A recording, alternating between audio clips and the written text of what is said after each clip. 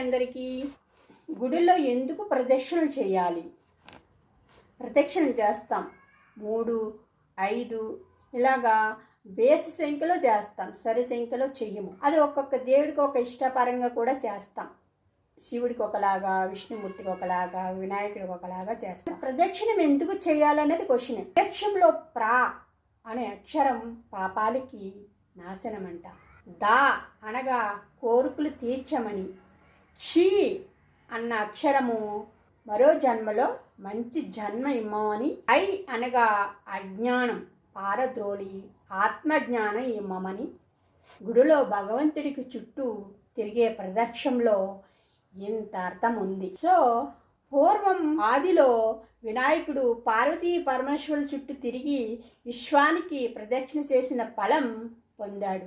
కాబట్టి భగవంతుడి చుట్టూ చేసే ప్రదక్షిణ విశ్వ ప్రదక్షిణం అవుతుంది. భగవంతుడా, నేను అన్ని వైపుల నుంచి నిన్నే అనుసరిస్తున్నాను, ధ్యానిస్తున్నాను అని అర్థం. మన చుట్టూ మనం తిరిగేదాన్ని ఆత్మ ప్రదక్షిణ, మన గుడి చుట్టూ తిరిగేదాన్ని ప్రదక్షిణ అంటారు. రెండింటికి డిఫరెంట్ అదే. లైక్ చేయండి, షేర్ చేయండి, సబ్స్క్రైబ్ చేసుకోండి.